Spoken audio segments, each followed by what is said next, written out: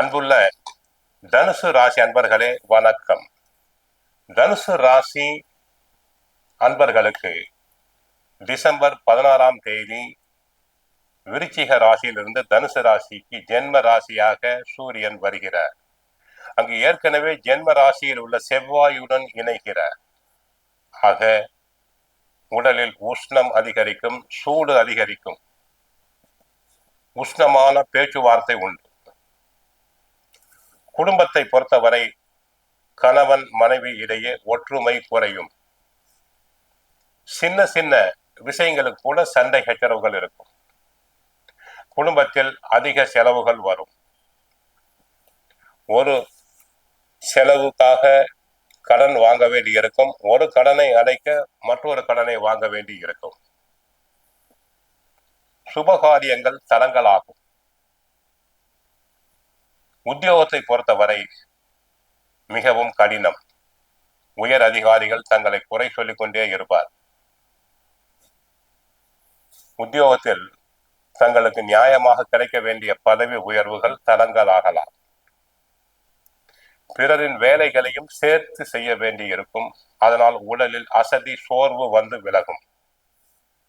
வேண்டிய இடங்களுக்கு இடமாற்றம் கிடைப்பதில் தடங்கல்கள் உண்டாகும். தொழில் துறை அன்பர்கள், சூரியன் சம்பந்தப்பட்ட தொழில், மருத்துவ தொழில், நகை தொழில், வட்டி, வரவு செலவு போன்றவற்றில் உள்ளோருக்கு நஷ்டம் வர வாய்ப்பு உண்டு. கவனமாக இருக்க வேண்டும். பொருட்களை விற்போர் சிவப்பு நிற பொருட்கள், ஆரஞ்சு, ரசாயன பொருட்கள், மருத்துவ பொருட்கள், பாதாம் பருப்பு, கோதுமை, அரிசி, வேர்க்கடலை, கிழங்கு வகைகள், தேங்காய், ஏலக்காய், பெருங்காயம் போன்றவற்றை வியாபாரம் செய்வோர் கவனமாக இருத்தல் வேண்டும். இல்லாவிட்டால் வியாபாரத்தில் நஷ்டம் வர வாய்ப்பு உண்டு. வியாபாரத்தில் பார்ட்னர்ஸுடைய ஒத்துழைப்பு எதிர்பார்ப்பது கடினம். தொழிலாளர்கள் ஒத்துழைப்பு தர மறுப்பர். அதிக முதலீடுகள் ஆகாது. அரசியல் துறை சிரமம். தங்களின் ஆலோசனைகள் ஏற்கப்பட மாட்டாது.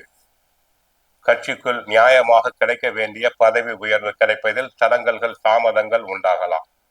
மக்களிடையே புகழ், செல்வாக்கு குறையும்.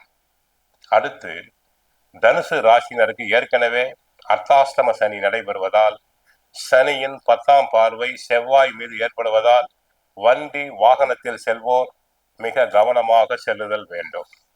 ஆக குடும்பத்தில் சிரமம், உத்தியோகத்தில் சிரமம், உடல் ஆரோக்கியத்தில் கவனம் தேவை.